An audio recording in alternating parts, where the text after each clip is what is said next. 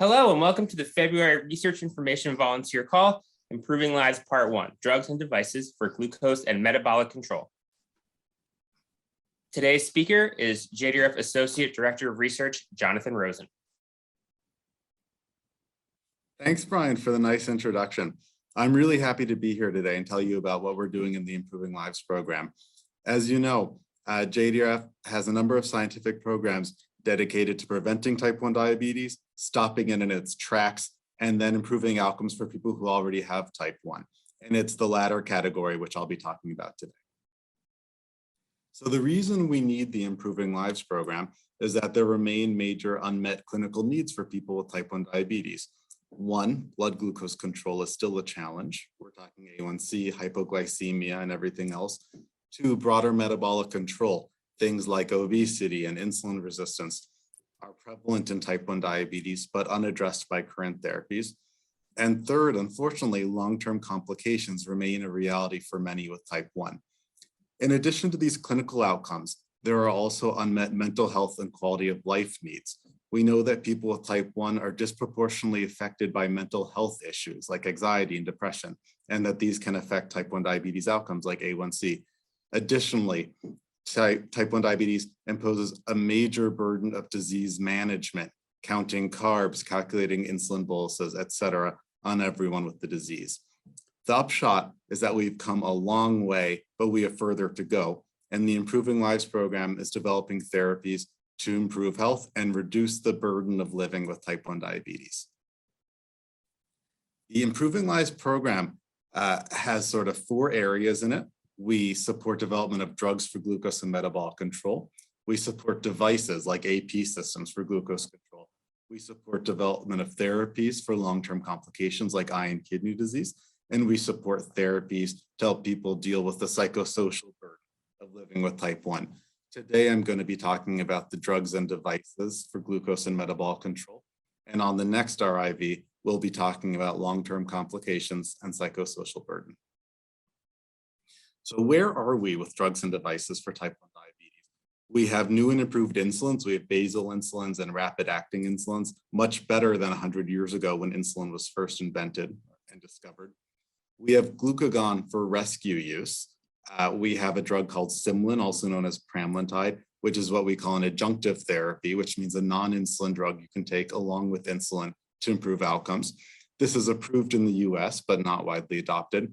We have adjunctive therapies like SGLT inhibitors, which are approved outside of the US. And we have on the device side, hybrid closed loop AP systems, meaning AP systems where most of the time it does the thinking for you, but you still have to manually input at meals and other times where your glucose changes. We have pumps, we have new and improved CGMs, including factory calibrated ones, and other great devices. Now, what are we building toward? What does the future hold for drugs and devices? We anticipate next-gen insulins, which I'll talk about later in this presentation. These are radically new, improved insulins that'll improve outcomes and quality of life. We want to see widely used adjunctive therapies.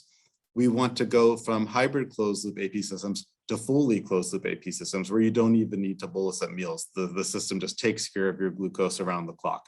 We want more user-friendly pumps and devices, and CGMs, which are also CKMs, meaning continuous ketone monitors. This is for DKA prevention, and I'll talk about that today. Overall, what we want in the future is better outcomes for health and happiness.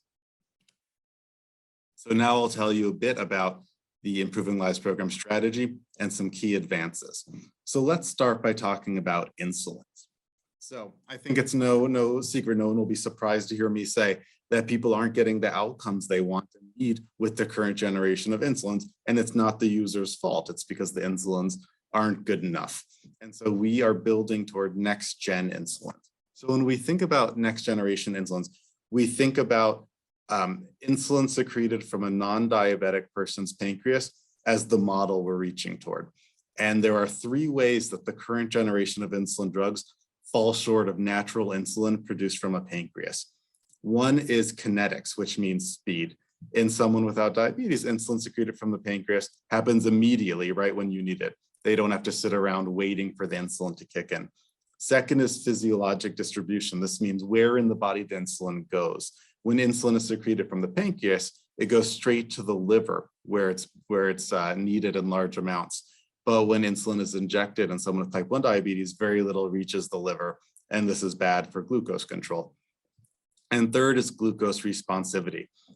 Someone without diabetes doesn't have to worry about when they're going to have insulin. The pancreas just takes care of it. When blood sugar rises, they put out insulin, and when blood sugar is low, they don't.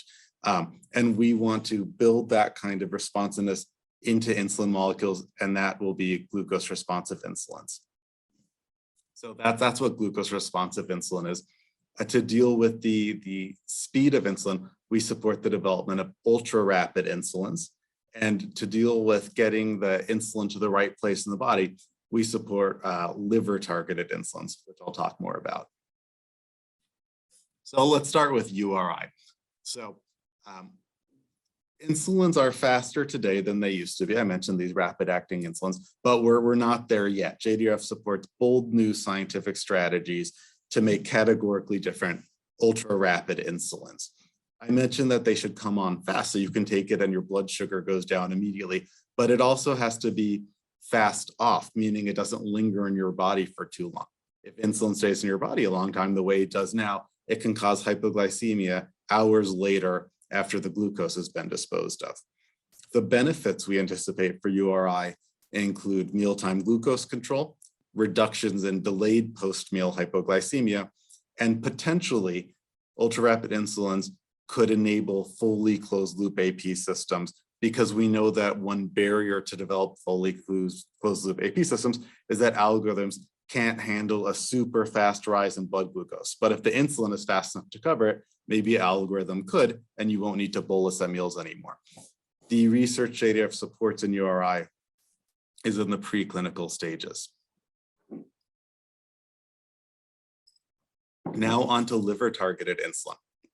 So again, the goal with liver-targeted insulin is to recapitulate non-diabetes physiology by sending the insulin to the liver where it's needed to help the liver control blood glucose. The expected benefits of LTI are reduced hypoglycemia, reduced post-meal hyperglycemic excursions, and broader metabolic control beyond just glucose. JDRF supports projects in LTI in both the preclinical and clinical stage. And right now there are multiple LTIs in clinical stage development at companies. Now GRI. Again, GRI stands for glucose responsive insulin. These are insulins which are designed to be on at high blood sugar, but off at low blood sugar. The expected benefits of this kind of insulin is prevention of hypoglycemia, since the insulin inside your body will automatically turn off when blood sugar gets low enough. This will lead to a quality of life and mental health improvement because there will be no more reasonable anxiety over hypoglycemia. We think that once this anxiety over hypoglycemia is relieved, people with type 1 will be empowered to treat their highs as aggressively as they want to, which means we'll see a reduction in hyperglycemia, and this will result in a reduction in A1C. We also anticipate major quality of life benefits with GRI. One is fewer injections and less time measuring carbs and insulin and glucose and calibrating CGM and everything else. We think that we're talking about once a day injections, that's our target product profile, and a overall reduction in the burden of T1D management. So I'm going to tell you about two really exciting insulin grants, just to give you a taste of our portfolio here. The one on the left is from an investigator at Stanford named Danny Cho, who's making an ultra rapid insulin using a really cool novel approach. So Dr. Cho and his colleagues discovered that there's a kind of snail which uses insulin actually as a weapon, as a venom. What this picture is showing is that the snail kind of lurks on the bottom of the water, and when a fish swims by, it sprays something at the fish, and the fish loses consciousness and the snail eats it. They looked at what this snail is spraying to hunt the fish, and it turns out it's a super fast-acting insulin used for predation. So Dr. Cho and his colleagues realized that this super fast-acting insulin with this very kind of unusual purpose in snails could become a model to make faster-acting insulins for people, for therapeutics. In other words, we can see how the snail does it, and build that into our insulins to make them faster. Another project we're working on is with Matthew Weber at Notre Dame. He's making a glucose responsive insulin, and there's a cool feature to it, which it's also containing glucose responsive release of pramlintide and adjunctive therapy for type 1. I'll tell you more about how pramlintide works later in this presentation, but for now, suffice it to say, insulin plus pramlintide are expected to achieve glucose control better than what insulin can do by itself, even as a GRI. So now I want to talk a little bit more about how GRIs work, because it can sound kind of mysterious or even mystical, and it's not. It's real chemistry, and I think this kind of schematic can help. So this is how one type of GRI can work. They're not all like this. But imagine insulin as a key, and the way it works is that when it fits into a lock, it lowers blood sugar. So the trick to making a GRI is to transform the key in some way so that it only fits in the lock at high blood sugar. So what I'm showing here is that the key is kinked at low blood sugar, but when blood sugar starts to rise, imagine the sugar, these little hexagons sticking to the key and kind of straightening it out. So now it can fit in the lock. So when you think about GRI, imagine you wake up in the morning, you inject GRI, and then all throughout the day, the key is going back and forth between kinked and straight in accordance with your blood sugar at the time and how much insulin activity you need. Where are we now with GRI? So historically, JDRF has been a major leader in this field. Indeed, it's a JDRF flagship program. In the early 2000s, we seeded the field with strategic funding and non-financial support. Since then, we've been so excited to see a big industry coming into GRI in a really exciting way. Sanofi and Lilly have both partnered in the past with JDRF to support GRI projects in academic settings in biotech. Novo Nordisk and Eli Lilly have both publicly disclosed internal GRI programs. JDRF-sponsored GRI projects are currently in preclinical development, where we're seeing great results in animal studies. And recently, it's become public that Novo Nordisk has a GRI in clinical development. And obviously, we're very excited to see what happens with that. Here's one example of a great program that JDRF has supported, which is now doing fantastically well. So a little bit of history. In 2012, JDRF launched something called the GRI Grand Challenge Ideation Prize. This was a contest to see who could come up with the best idea for GRI.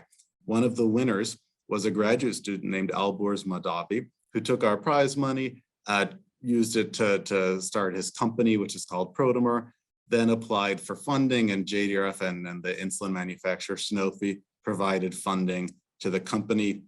The project that we funded was successful, and JDRF offered a second phase of funding for his GRI development. Then Eli Lilly was interested and invested in the company. Then the T1D fund, JDRF's venture philanthropy arm, came in and invested. And then most recently, Eli Lilly acquired Protomer. So this is an example of how JDRF doesn't just support kind of academic research projects or something. We provide investments that actually lead to product development and potentially life-saving drugs moving forward toward the market. That was insulin. And now we're going to talk about the other category of drugs that we support for people with type 1 in this program, which is adjunctive therapies. Again, the definition of an adjunctive therapy is a drug besides insulin that you take along with insulin to improve outcomes. So there's a bunch of reasons why adjunctive therapies are so essential for type 1. The first is glucose control. Like we were saying, the current generation of insulins just don't provide the glucose control that people need, and adjunctive therapies can help there. But there are also other metabolic imbalances besides glucose control. There's glucagon dysregulation, there's insulin resistance, which used to be thought of as a type 2 issue, but now we know is also prevalent in type 1. Approximately 2/3 of adults in the US with type 1 have either overweight or obesity, and this is a challenge that needs to be addressed for health. There's also other metabolic imbalances. Insulin can't help much with most of these, but adjunctive therapies can. So what we want is adjunctive therapies to work along with insulin to improve glucose control and these other issues. And once we address all of these issues, we can expect really good long-term health for everyone with type 1. The diagram on the left is showing all of the different organs and tissues which are involved in metabolic control. And what I'm going to do when I show you the drugs that we're pursuing for people with type 1, I'm going to highlight which organ that drug is working on. At a high level, our strategy in adjunctive therapies is to get drugs approved and get clinical guidelines changed to allow people with type 1 to use the drugs and get better outcomes. A lot of our research is with the goal of de-risking private sector investment. This means that if we support early or key studies, that can lower the barrier to entry for companies to come in and move these drugs toward the market. And lastly, I want to make the point that we all have to spread the message that the future of type 1 diabetes care is multiple drugs taken safely and conveniently.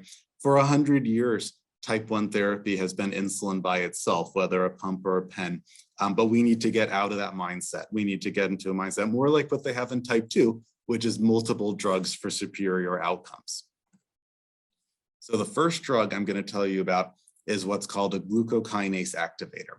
So we've done studies with a glucokinase activator, which is called TTP-399, which is made by a company called VTV Therapeutics. So glucokinase activators are drugs that go to the liver and help the liver do a better job of controlling blood sugar. JDRF previously partnered with VTV on a phase 2 clinical trial comparing this drug and placebo and showed that the drug improved A1C and reduced hypoglycemia. And the A1C benefit is what this graph in the bottom right is showing you. Following that study, the VTV company received fast track designation from the FDA. We then supported another study with them showing that the drug can lower blood glucose without increasing the risk of DKA. And VTV is now planning a phase 3 trial for type 1 diabetes. JDRF helped this process by providing funding and other sources of support, and we continue to collaborate with them in moving this product toward the market. Next drug is what's called a glucagon receptor antagonist. So people are probably familiar with glucagon because it's what you take if your blood sugar gets dangerously low. It's the hormone that raises your blood sugar. That's a good thing to have when you're severely hypoglycemic, but most of the time you actually want less glucagon activity because people with type 1 in general are sort of usually, running high. And so there's a company called REMD Biotherapeutics, which is developing a glucagon receptor antagonist, meaning a drug which is going to prevent glucagon activity. And they've done a couple successful trials in type 1 so far and are now planning a phase 3 trial. The expected benefits of type 1 of inhibiting glucagon activity include an A1C reduction and improved postprandial glucose control. Additionally, JDRF and our colleagues at the Helmsley Charitable Trust are supporting a clinical trial and an academic study to better understand some of the benefits of this drug for metabolic control as distinct from glucose control. The drug may improve insulin resistance, cardiovascular disease endpoints, as well as ketones. And so this is what I call an example of complementarity between JDRF and private sector efforts. As the company moves this drug forward for glucose control type 1, we in Helmsley are looking at these other outcomes. And the goal is that this whole data package together will allow people to use the drug ultimately to its greatest effect. We also have a history of leadership with a class of drug called SGLT inhibitors.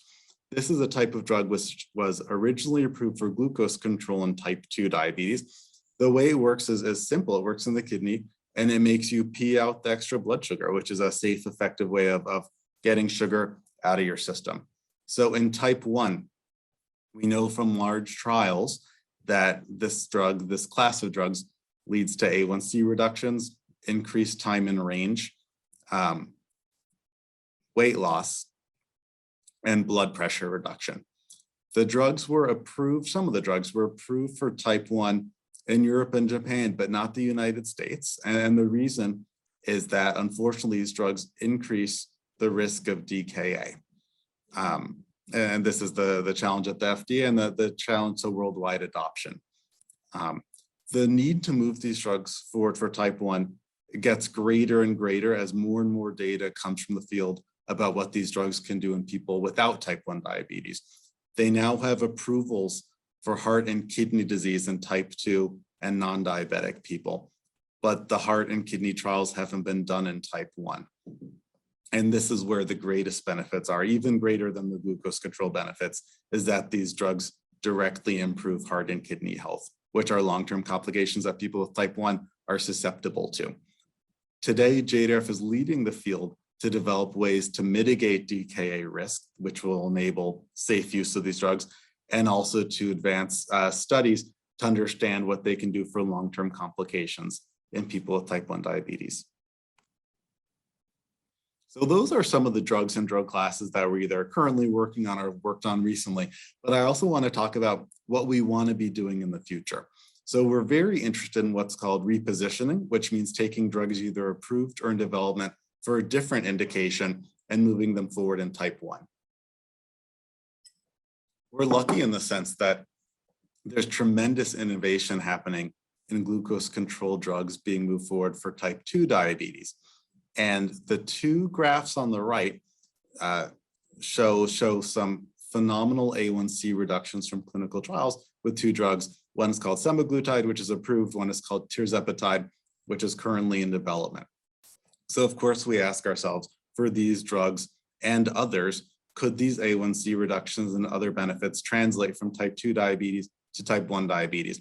And we are eagerly reaching out to partners in the space, academics, companies, everyone else, to try to find ways to move these drugs into type 1 as well.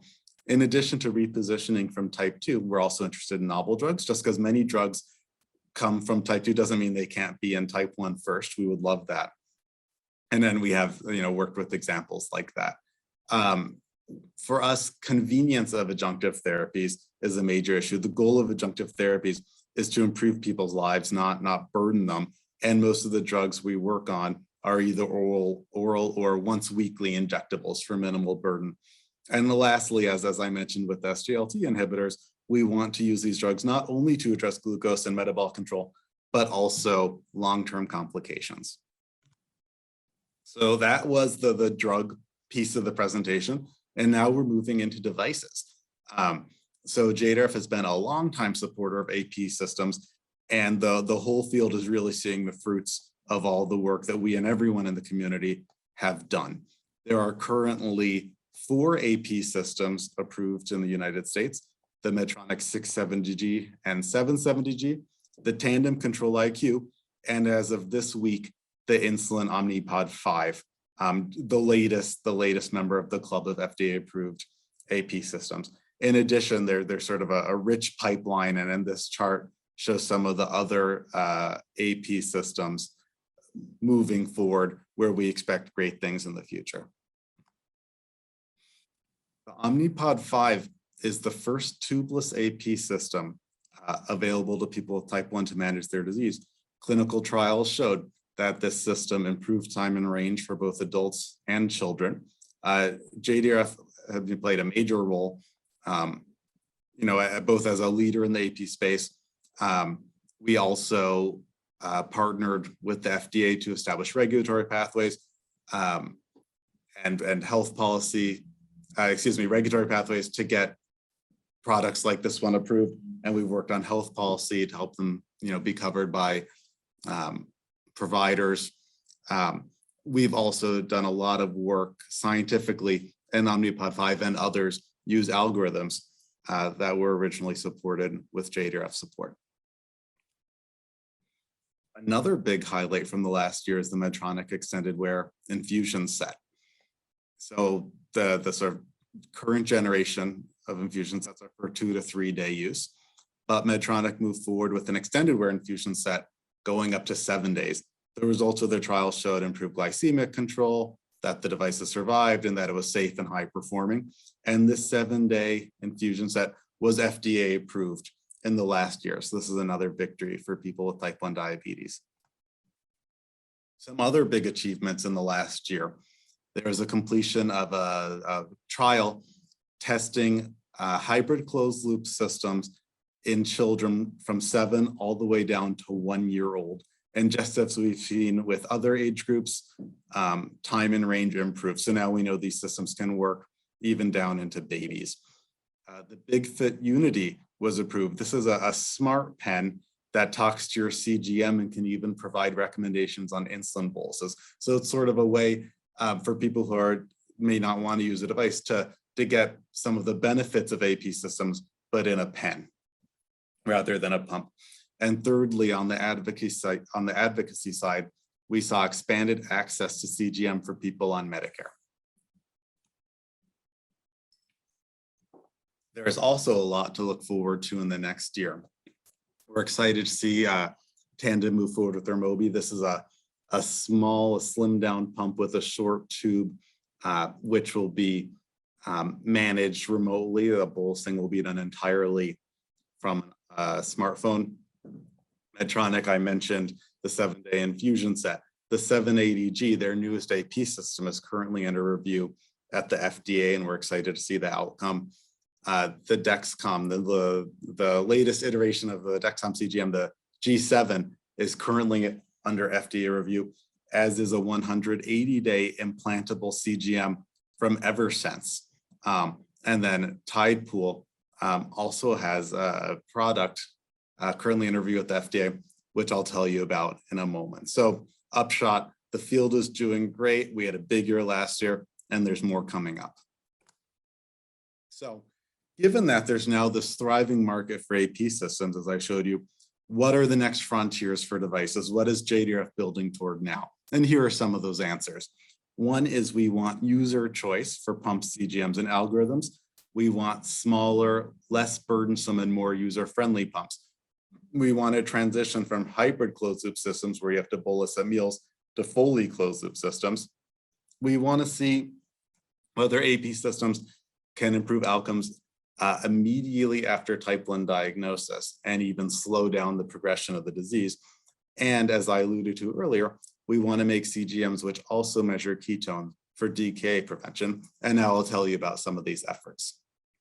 So first is let's talk about the exciting thing happening at Tidepool. So there's this thing called the Loop algorithm, which is currently used by do-it-yourself types or DIYers. And JDRF is currently partnering with Tidepool and our colleagues at the Helmsley Charitable Trust to move this algorithm forward for everyone to be used in a safe and regulated way. Interoperability is very much the way of the future and something that JDRF has been working on for some time. The algorithm, the Loop algorithm, is designed to be able to be used with multiple other drugs, pumps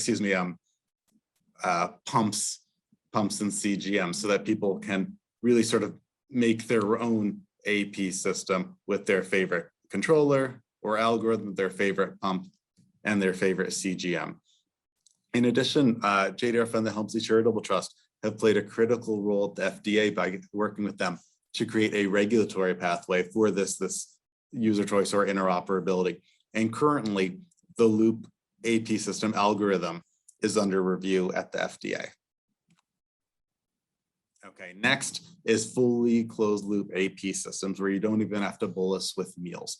So there's a bunch of different strategies on how to get to that point. And I'm going to be telling you about one which involves pramlintide and adjunctive therapy.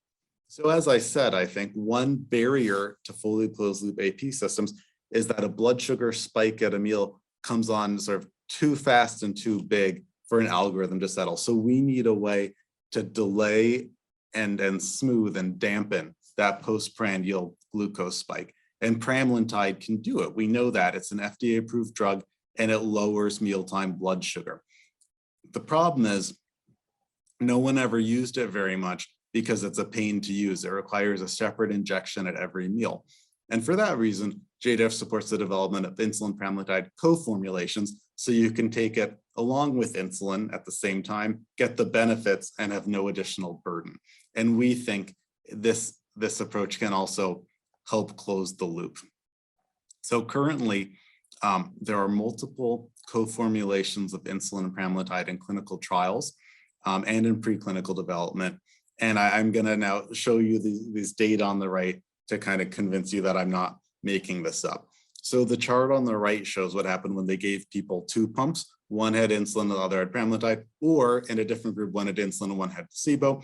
In the group that had insulin and placebo in the light gray, there are these big characteristic spikes at each meal. But in the darker line, when people are given insulin and pramlintide, the CGM trace becomes much more flat. It's much more predictable. It's much more easygoing. And we think this is the kind of blood glucose control that will lend itself to algorithms being able to fully close the loop. This is the power of pramlintide. Now, the second study I'm going to show you is this box on the bottom right. This is a more recent one where they actually did a study that had people for a short time period skip meal announcements. So there are two groups. One had insulin and pramlintide and no meal announcements, and the other had sort of standard of care therapy, insulin plus hybrid closed loop with meal announcements. And what you see is that in the hybrid closed loop system that had insulin, 78% was the time in range. But now when people took pramlintide and skipped meal announcements, it was 74%. That's pretty close. That means that with a small amount of loss of glucose control, people were able to skip meal announcements. So this is sort of a exciting benchmark for us, and where we're now doing sort of bigger studies, doing more research to try to advance insulin-pramlintide co-formulation to a point where glucose control is just as good or even superior. The next study I want to tell you about is CLEVER. So this is a trial to see whether AP systems can save beta cells in the early days of type 1 diabetes. We already know that they improve really good glucose control outcomes. The question is, if they're used early enough, can they help people with type 1 hold on to remaining beta cells, which we know will be good for long-term outcomes.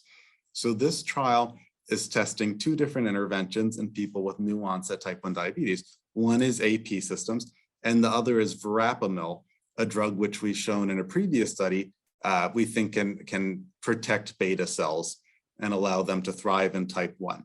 So this trial is what's called a factorial design. It's a very cutting edge kind of way to do a study where we're testing these two interventions both separately and together. And so the boxes on the right show the 4 different groups being tested in the trial. You can either get an AP system and verapamil, you can get an AP system and a placebo, you can get usual care instead of an AP system and verapamil, or you can get the double placebo group, the placebo for the drug, as well as usual care instead of an AP system. And we're going to see which of these groups has the most beta cells at the end of the trial.